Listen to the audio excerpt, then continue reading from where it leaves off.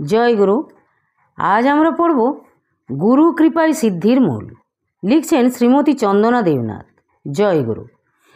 নিজেকে যতই বুদ্ধিমান ও পণ্ডিত মনে করো, কিন্তু চাবিকাঠি শ্রীগুরুর হাতে, এই কথা ভুলিও না। তাহার কৃপায় অসম্ভব সম্ভব হওয়া কিছুমাত্র আশ্চর্য নহে। শ্রী শ্রী গুরুর কৃপাতেই সব হয়, কিন্তু সেই কৃপা আকর্ষণের জন্য প্রত্যেকেই চেষ্টা করতে হয়। গুরুর আদেশ উপদেশ যথাযথভাবে পালন, গুরুনাম জপ ও তার স্মরণ মনন করতে হয়। সংসার গুরুর, আমি তার দাস মনে করে তার সংসারের কর্ম করে যেতে হবে। অর্থাৎ আমি কর্তা বা অহংভাব পরিত্যাগ করে নিষ্কামভাবে কর্ম করতে করতে যখন চিত্তশুদ্ধ হবে, ঠিক তখনই গুরু কৃপা অনুভূত হবে। অনেকে মনে করে গুরুই সব করে দেবেন, ভগবত কৃপায় সব হবে, আমি আর কি করব, এ কথা তমগুণীর মুখেই শোভা পায়। শ্রী শ্রী ঠাকুরের কথায় কৃপা কি মুখের কথা বাবা? এমন নয় যে আমার ভাণ্ডার বোঝাই হয়ে আছে, যেমনি চাইলে অমনি দিয়ে দিলাম। কৃপা আকর্ষণের জন্যেও যে সাধন চাই। পুরস্কারের চরমে কৃপার আবির্ভাবের পূর্ব নয়। তমসার পরপারে অনন্ত জ্যোতি মহাজ্যোতি রূপে যিনি অধিষ্ঠিত, তিনিই এই বিশ্ব সৃষ্টির মূল। তিনি স্বয়ং ব্রহ্ম, নির্গুণ নিরাকার। সেই ব্রহ্মই গুরুরূপে জীবোদ্ধার কল্পে নিগমানন্দ রূপেতে প্রকাশিত হলেন। শ্রী শ্রী ঠাকুর জ্ঞান সাধনায় সমাধির পর সমাধি আয়ত্ত করে পরিশেষে উঠে গেলেন নির্বিকল্পে। সেই তুরীয় ভূমি হতে ফিরে এলেন আমি গুরু এই জ্ঞান নিয়ে। নির্বিকল্প সমাধি না হলে জ্ঞান হয় না, জ্ঞান না হলে গুরু হওয়া যায় না। গুরুর গুরুদায়িত্ব নিয়ে ফিরে এসে ব্রহ্মভাবে ভাবিত হয়ে শ্রী শ্রী ঠাকুর অন্তরঙ্গ শিষ্যভক্তদের উদ্দেশ্যে বললেন, আমি সাধন সমুদ্র মন্থন করে অমৃতের ভাণ্ড নিয়ে এসেছি। সেই কৃচ্ছ সাধনের ফলে আমার হৃদয়ে সত্যের যে বিমল জ্যোতি ফুটে উঠেছে, তোদের ঘনান্ধাকার হৃদয়ও যে তাতেই আলোকিত হয়ে উঠবে। অমৃতের অমিয় আস্বাদনে তোরাও অমৃত হয়ে যাবি। তোরা যে অমৃতের সন্তান, অমৃতে যে তোদের নিত্যসিদ্ধ অধিকার। শুধু তোদের গুরু জীবনমুক্ত ব্রহ্মজ্ঞানী আত্মদর্শী এই বিশ্বাসটুকু থাকলেই হলো। গুরু ব্রহ্মের করুণাঘন মূর্তি। সেই নির্গুণ নিরাকার পরব্রহ্মই সগুণ সাকার এবং নিগমানন্দরূপে সারস্বত প্রতিষ্ঠানে মূর্তিমান। তার চরণাশ্রয় লাভে আমাদের জীবন ধন্য। করুণাময় শ্রী শ্রী ঠাকুর জীবনমুক্ত হয়ে প্রাণাধিক প্রিয় তার প্রতিটি শিষ্যভক্তকে আত্মসম অর্থাৎ স্বরূপ জ্ঞান দ্বারা মুক্ত করার লক্ষ্যেই উদাত্ত আহ্বান রেখেছেন যে, অমৃতের সন্তান তোমরা, মরজগতের মোহে চিরদিন মুগ্ধ থাকিও না। জাগো, ওঠো, সম্মুখে অগ্রসর হও, পশ্চাতে চাহিও না। আমার সন্তানকে আমি শোকে মোহে আবিষ্ট দেখিতে চাই না। অনিত্য জগতে সকলে নিত্য সুখের জন্য লালায়িত। আবার গুরু বা ভগবান হলেন সুখস্বরূপ। তাকে পেলেই বা তার স্বরূপ জানলে মানুষ আনন্দময় হয়ে যায়। সুখে ও দুঃখে মানব জীবন আবৃত। ভগবানে দৃঢ় লক্ষ্য রেখে জীবন পথে চলতে হবে। তাই এই আবরণ ভেদের জন্য জপ তপ সাধনা চিত্তশুদ্ধি ও প্রার্থনার প্রয়োজন। ভগবত ভক্তি ব্যতীত বিদ্যা বুদ্ধি ধন শারীরিক বল খ্যাতি প্রতিপত্তি সমস্তই বৃথা।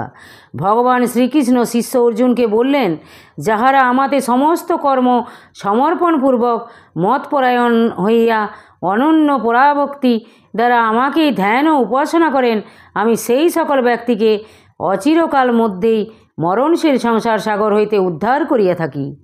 যে ব্যক্তি প্রাপ্তি বা অপ্রাপ্তিতে ও সম্পদে ও বিপদে সন্তুষ্ট থাকেন, যে ভক্ত গুরুতে বা ভগবানের দৃঢ় বিশ্বাসী, অর্থাৎ কোনো প্রকার কুতর্ক যার চিত্তকে ভগবত ভাব হতে বিচলিত করে না, যে সংকল্প বিকল্প ছেড়ে মন ও বুদ্ধিকে শ্রীগুরুতে সমর্পণ করেছে, সেই ভক্ত গুরু বা ভগবানের কৃপার পাত্র। যে ব্যক্তি প্রকৃত ভক্ত, সেই ব্যক্তি আত্মসমর্পণ করতে পারেন, কারণ তিনি জেনেছেন ভগবান বা গুরু একমাত্র সত্য, বাকি সব মিথ্যা। সবই মায়ার খেলা, দুদিনের সংসারে সবই অভিনয়, আগাগোড়া সবই মিথ্যা। তাই অজ্ঞানী মানুষ স্ত্রী পুত্র আপন ভোগ সুখের দ্রব্য ভেবে আমার মনে করে কর্মফল সঞ্চয় করছে। আর জ্ঞানী স্ত্রী পুত্র আত্মীয় স্বজনের সেবাকে ভগবানের দেওয়া কাজ, বা আমি গুরুর দাস, শ্রীগুরু আমাকে এদেরকে লালন পালন করার দায়িত্ব দিয়েছেন, এই জ্ঞানে প্রাণ দিয়া তাদের সেবা করে ভগবানের আদেশ পালন করছে।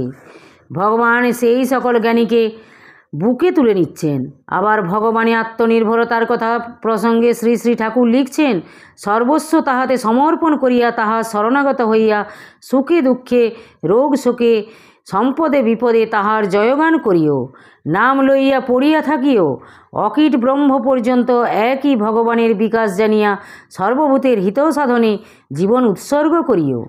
মানব জীবন ধন্য হইবে, পবিত্র আনন্দের অধিকারী হইবে।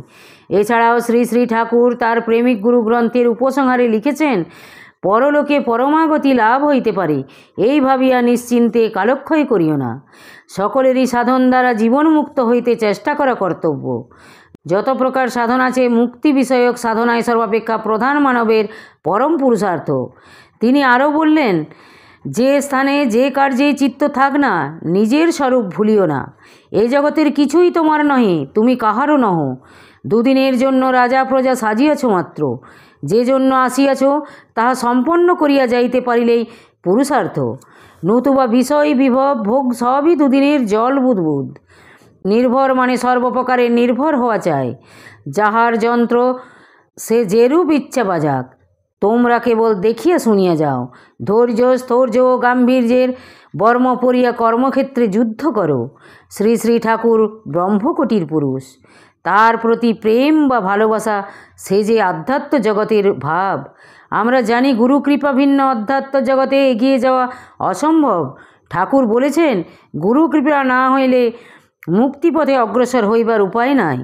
গুরু শিষ্য আধ্যাত্মিক শক্তির সঞ্চার না করিলে আধ্যাত্ম জ্ঞান লাভে কৃতার্থ হওয়া যায় না। অতএব গুরু কৃপা আকর্ষণের হেতু যত সাধন ভজন। হৃদয়ে ভক্তি ও শ্রদ্ধার উপকরণ দ্বারা বিশ্বাসের ভিত্তি সুদৃঢ় করতে হবে। আর এই যোগসূত্রেই আমাদের হৃদয়ে আধ্যাত্ম চেতনার বিকাশ ঘটবে। আমরা যারা সংসারী, আমাদের মন জাগতিক কামনা বাসনার সংকীর্ণ গণ্ডিতে আবদ্ধ। অনিত্য জগতে অনিত্য সম্পদ লাভের আশায় প্রাণে কেবল চাই চাই হাহাকার। এই হাহাকার আমাদের আধ্যাত্মিক উন্নতির মস্ত বড় বাধা। এই বাধাকে অতিক্রম করার উপায় গুরুমুখী হওয়া। গুরুমুখী বিদ্যার তপপ্রভাবেই আমাদের হৃদয় ক্ষেত্রে শুদ্ধ চিত্তের উদ্ভব হবে।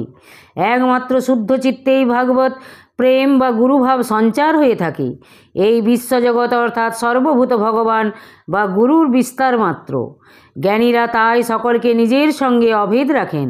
তিনি এই জগৎ সৃষ্টি করেছেন, তাই তো আমরা অমৃতের অর্থাৎ ভগবানের সন্তান।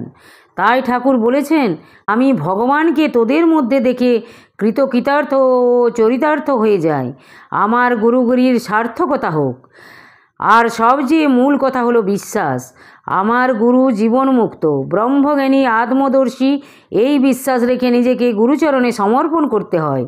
অকপটে সরল বিশ্বাসে শ্রী গুরুচরণে দেহ মন প্রাণ সঁপিলে প্রকৃত গুরুদক্ষিণা দেওয়া হয়। বিশ্বাসের কথা সদ্গুরু শ্রী শ্রী বিজয় কৃষ্ণ গোস্বামীর মতে, গুরুতে বিশ্বাস হলেই ধর্ম লাভ হয়। কিন্তু তা তো আর সহজে হয় না। গুরু যাহা বলেন সেই রূপ করলে ক্রমে ক্রমে বিশ্বাস জন্মে। গুরুতে বিশ্বাস হওয়া অতি কঠিন। বিশ্বাস হলেই কার্যসিদ্ধি হয়। বিশ্বাস হইবার একমাত্র পথ এই গুরু যাহা উপদেশ দেন তাহা আচরণ করা। আচরণ করিতে করিতে হৃদয়ের বিকাশ হইলেই বিশ্বাস হইবে। গুরুকে বিশ্বাস করা কি সহজ? যিনি গুরুকে বিশ্বাস করেন তিনি ইচ্ছামতো সৃষ্টি স্থিতি প্রলয় করতে পারেন। ভগবান রামকৃষ্ণ পরমহংসের কথায় যেমন বিদ্যা শিক্ষার্থীর শিক্ষকের কথায় বিশ্বাস না করিলে কখনো বিদ্যা লাভ করিতে পারে না, সেইরূপ গুরুবাক্যে বিশ্বাস চায়। শ্রী শ্রী ঠাকুর প্রেমিক গুরুতে লিখেছেন, জ্ঞান অর্থে ঈশ্বর সত্তায় পূর্ণ বিশ্বাস। স্বয়ং শূন্য হইয়া ভগবানের অস্তিত্বে বিশ্বাস করাকে, সোজা কথা ঈশ্বর সত্তা উপলব্ধি করাকে জ্ঞান বলে। যখন কর্মযোগের দ্বারা চিত্ত পরিশুদ্ধ হইবে, জ্ঞানযোগের দ্বারা আত্ম পরমাত্মার জ্ঞান হইবে, তখনই ভক্তি আসিয়া হৃদয়কে অধিকার করিয়া আপন আসন পাতিয়া বসিবে। ভগবানের প্রতি যে দৃঢ় বিশ্বাস, তাহাই ক্রমে ভক্তি নামে পরিচিত। জগন্ময় সকলেই সুখ শান্তি ও আনন্দে আগ্রহী। আত্মদর্শী মহাপুরুষগণের অভিমত, ভগবানই সকল সুখ ও আনন্দের উৎস। অতএব ভগবানকে ভালোবেসে আমাদের চির আকাঙ্ক্ষিত শান্তির অমীয় ধারা লাভ হতে পারে। বস্তুত ভগবত ভালোবাসার কোনো নির্দিষ্ট সংজ্ঞা হয় না। তাছাড়া ভালোবাসার মধ্যে নিয়মবিধি চলে না। তাই সে যুক্তিতর্কের অপেক্ষাও করে না। কেবল প্রয়োজন স্বতঃস্ফূর্ত শুদ্ধতা ও সদ্ভাব। কথায় আছে, যার যেমন ভাব তার তেমন লাভ। শ্রী শ্রী ঠাকুরের জীবনে ভালোবাসার যে চিত্রপট আমরা দেখতে পাই তা আধ্যাত্ম জগতে বিরল। মা সুধাংশুবালার প্রেম ও ভালোবাসাকে কেন্দ্র করে শ্রী শ্রী ঠাকুর আজ ব্রহ্মপদে গুরুরূপে অধিষ্ঠিত। সেই ব্রহ্মচেতনায় উদ্বুদ্ধ করার লক্ষ্যেই তার চরণাশ্রিতের প্রেমের পথ নির্দেশিত করেছেন। শ্রী শ্রী ঠাকুরের কৃপায় সকলের জীবন ধন্য হবে। গুরু তো কাউকে কম কাউকে বেশি কৃপা করতে পারেন না, তার কৃপা অহেতুক সকলের প্রতি সমান। জলের মতো তিনি কৃপা ঢেলে যাচ্ছেন, যেখানে যতটুকু গর্ত আছে সেখানে ততটুকু জল দাঁড়াচ্ছে। অর্থাৎ যার চিত্ত যত শুদ্ধ সে তত কৃপা অনুভব করে। যতদিন শিষ্য তার আমিত্বকে শ্রীগুরুতে বিসর্জন না করে ততদিন তার উন্নতি হওয়া কঠিন। শ্রী শ্রী ঠাকুর তাই বলেছেন, কৃপার একটা সময় আছে, গুণ থাকিতে জ্ঞান আত্মপ্রকাশ করে না। যে অবস্থাতেই থাকো না, নাম লইতে অবহেলা করিও না। যে অবস্থাতেই থাকো, নাম লইতে অবহেলা করিও না, বাধ্যতা বা নির্ভরতা অভ্যাস করিও। তিনি আরও বললেন, শ্রীগুরুতে নির্ভর করিয়া তাহার আদেশ পালন করিয়া যাও, একদিন মনোবাসনা পূর্ণ হবেই। শ্রীগুরুকে চিন্তা করলে, তার রূপ ধ্যান করলে, তদ্গত চিত্ত হলে, তাকে বিশ্বাস করলে তার সমস্ত জ্ঞান শিষ্যের মধ্যে সঞ্চারিত হয়। তার কাছে প্রার্থনা করলে ব্রহ্ম, আত্মা, ভগবান সবকে পাওয়া যায়। শিষ্যের আকুল ক্রন্দন আর প্রার্থনায় গুরু দেখা দেন। ঠাকুর তাই বললেন, এখন তোমাদের সকলেরই এই দুই সাধনা, হয় চিত্তকে একেবারে নিরালম্ব করে দাও, আর তা না হলে আমার ধ্যানে চিত্ত লয় করো। জন্ম জন্মান্তরের সংস্কার প্রভাবে কোনো কোনো ভাগ্যবানের হৃদয়ে ভগবানের কথা শোনা মাত্রই প্রেম ভক্তি প্রকাশিত হয়। সেরূপ ভাগ্য নিয়ে কজন আসেন? লোকশিক্ষার জন্য আধ্যাত্ম ভাব বা প্রেম সাধনার কত বিচিত্র কাহিনী বিভিন্ন ধর্মীয় গ্রন্থাবলিতে প্রকাশিত হয়েছে। সেই সমস্ত কাহিনীতে ভক্তের ভক্তির পরাকাষ্ঠা দেখে স্তম্ভিত হয়ে যেতে হয়। যেমন মীরাবাইয়ের জীবনে দেখেছি, রাজরানী হয়েও রাজসুখ উপেক্ষা করে, রানীর ভূষণ পরিত্যাগ করে তার প্রাণপ্রিয় গিরিধারীর জন্যে ভিখারিণী সেজেছিলেন। প্রভুর দর্শনাকাঙ্ক্ষায় তিনি যখন উন্মাদিনী, প্রভুর অদর্শনে তার হতাশার রাগিনী ফুটে উঠেছিল, সেই ভজনে, নাই যদি পাই এ জীবনে হাই, মরণ পারে আমি শরণ নিলাম, এসো হে শ্যামল গিরিধারী লাল। আমরা জানি বিষ খেলে মানুষ মৃত্যুর কোলে ঢলে পড়ে, কিন্তু মীরাবাই কি করলেন?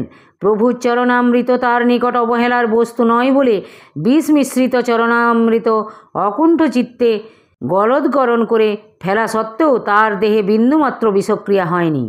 সেই অদ্ভুত ভক্তির মাহাত্ম্য প্রকাশে অনধিকারী আমি, তবুও ঠাকুরের নির্দেশিত পথে চলতে গেলে ওই সমস্ত ঘটনাবলী আমাদের চলার পথে প্রেরণাদায়ক বলেই আমি মনে করি। পূর্ণত্বের পিয়াসী ভক্তগণের অন্তর্নিহিত দিব্যভাব যখন এমন একটি স্তরে গিয়ে পৌঁছায়, তখন তাদের আর জাগতিক সত্তার জ্ঞান থাকে না। তখন অন্তরে অন্তরে উপরের আলোক বর্ষণে অভিভূত হয়ে যেতে থাকে। জীবন কি, মরণ কি, এ সবই তাদের নিকট উপেক্ষিত হয়ে যায়। কেবল প্রাণের আরাধ্য দেবতায় সমস্ত হৃদয়ে মন জুড়ে থাকে। জলে, স্থলে, কাশী, প্রয়াগে, অগ্নিবায়ুতে সর্বঘটেই তারা তাদের আরাধ্য দেবতাকে দেখতে পায়। তাই সমন তাদের স্পর্শ করতে পারে না। সাধারণ মানুষ মৃত্যু ভয়ে শঙ্কিত হলেও গুরু কৃপায় যাদের জীবনে সেই পরাভক্তির প্লাবন এসে যায়, তারা মৃত্যুকেও আলিঙ্গন করতে বিন্দুমাত্র চকিত বা শঙ্কিত হয় না। তখন ভাব গদগদ কণ্ঠে শ্রীগুরুর উদ্দেশ্যে প্রার্থনা জানায়, তোমারে বাসিয়া ভালো হোক যাই তাই, জীবন মরণ কিংবা কিছু না ডরায়। অনুক্ষণ এই প্রার্থনার দ্বারা প্রেম অনুরাগে ভক্তের অন্তঃকরণ স্ফীত হয়ে ওঠে, আর তখন সে শ্রীগুরুর দর্শন লাভের তীব্র বাসনা নিয়ে স্রোতস্বিনীর ন্যায় ধাবিত হয়ে থাকে। স্রোতস্বিনী যেমন অনন্ত সাগরে মিলনের আশায় এক লক্ষ্যে অবিরাম ছুটতে থাকে, সেইভাবে আমাদের হৃদয়ের পবিত্র ভক্তিগঙ্গা এক ধ্যানে এক প্রাণে সমস্ত নিয়মবিধি উপেক্ষা করে মায়ার আবরণ ছিন্ন ভিন্ন করে অনন্ত সাগররূপী শ্রী শ্রী ঠাকুরের পদপদ্মে আত্মনিবেদনে ব্রতী হবে। সেই ব্রত উদযাপনে তমসার পরপরে ভক্ত এবং ভগবানের মহারাজ মঞ্চে মহামিলন হবে। এইখানেই মানব জীবনের সার্থকতা এবং পরিপূর্ণতা।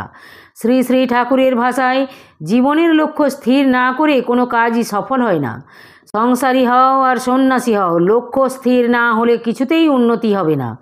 গুরু যে সাধন দিয়েছেন তাতে নিষ্ঠা রেখে লক্ষ্যপথে অগ্রসর হতে হবে। জয় গুরু, জয় গুরু। আজ এই পর্যন্তই। যদি আপনাদের ভালো লেগে থাকে তাহলে চ্যানেলটিকে সাবস্ক্রাইব করে সাথে থাকবেন। জয় গুরু, জয় গুরু।